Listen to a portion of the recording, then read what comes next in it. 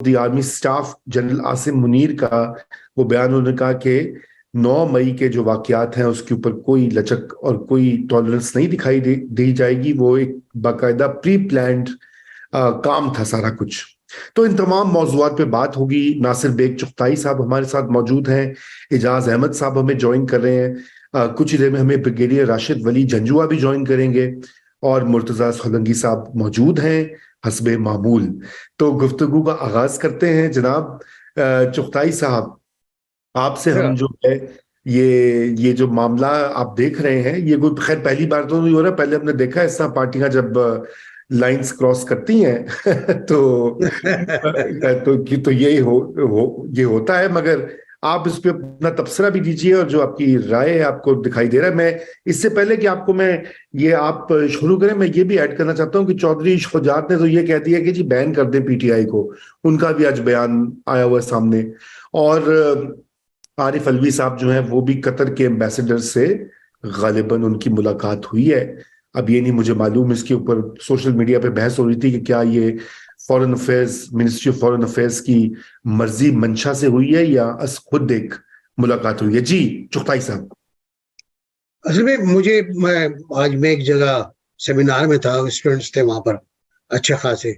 उन्होंने मुझे याद दिलाया मेरा एक जुमला, जब ये हुकूमत में आए थे और पीटीआई बनी थी और बहुत से लोग उसमें शामिल हो गए थे, तो उन्होंने मुझे बताया कि आपने कहा था कि इसी तरह परिंदे आते हैं और इसी तरह परिंदे चले जाएंगे, ये हर दौर में हुआ है।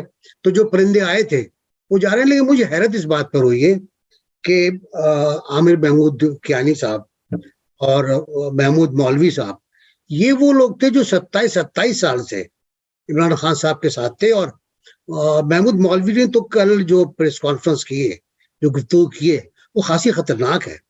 उन्होंने ये फरमाया कि मैं एक मीटिंग में था तो वहां ये प्लान बन रहा था कि जीएचक्यू पे हमला करना है।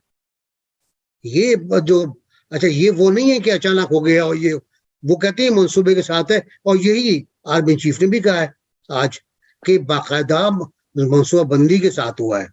दूसरी बात ये कि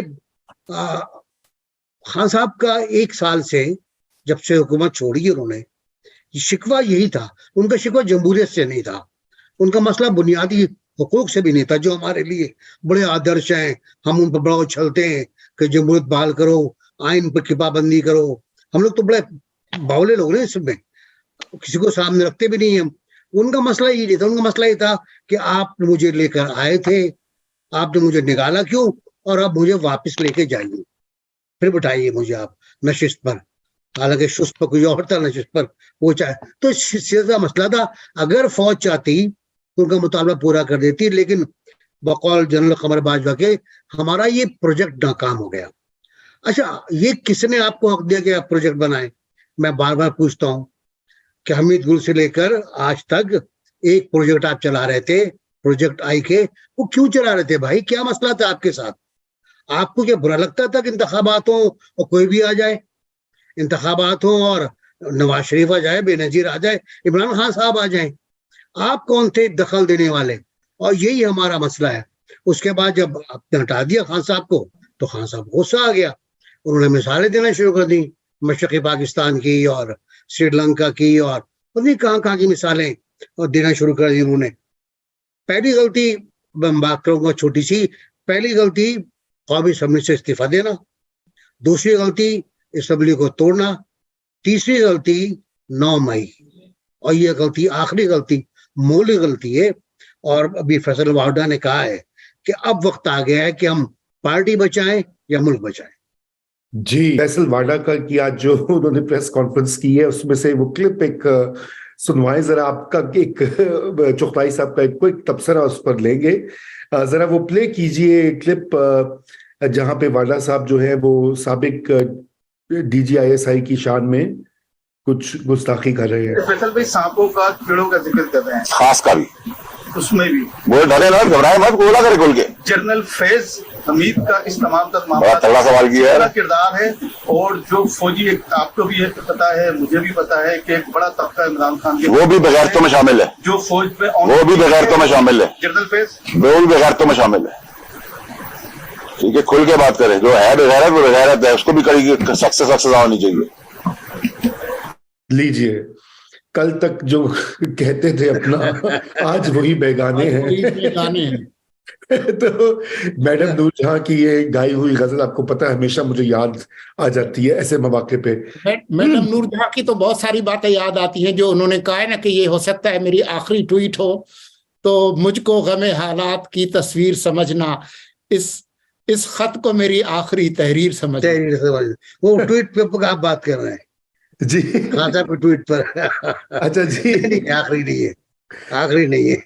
जी चुगताई साहब आप बताइए सर सर। बात ये है कि फैसल लोढ़ा बहुत ही जबरदस्त शख्सियत है।